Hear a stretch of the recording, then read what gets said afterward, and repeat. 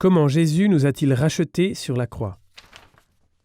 Beaucoup s'imaginent cela de la façon suivante.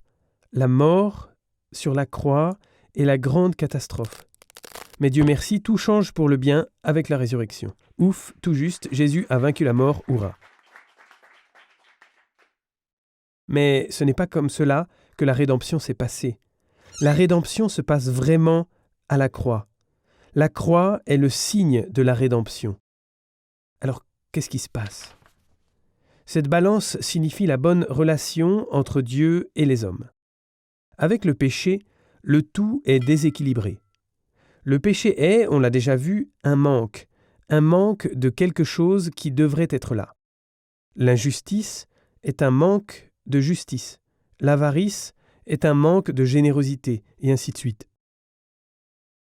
Le péché est donc un manque, et finalement, il est toujours un manque d'amour envers Dieu ou envers ses créatures.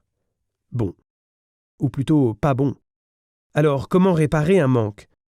On répare un manque avec ce qui manque. Si le péché est un manque d'amour, on répare ce manque avec un acte d'amour. Allons-y alors. Notre amour humain semble ne pas suffire pour contrebalancer toute la profondeur d'ingratitude et de dureté de cœur envers Dieu. Notre amour est trop petit. Il faut quelque chose de plus grand. Il faut un amour plus parfait. Le Christ a cet amour plus parfait. Il est le Fils de Dieu. Son amour n'est pas seulement l'amour d'un homme, c'est l'amour de la deuxième personne de la très sainte Trinité. Cet amour est infiniment grand et se manifeste dans l'acte d'offrande sur la croix. Cet acte d'amour a le pouvoir de contrebalancer tous les péchés de tous les hommes de tous les temps. La croix n'est donc pas un échec. Elle n'est pas non plus le paratonnerre pour la colère de Dieu qui écrase son propre Fils en vengeance pour nos péchés, comme l'a entendu Martin Luther.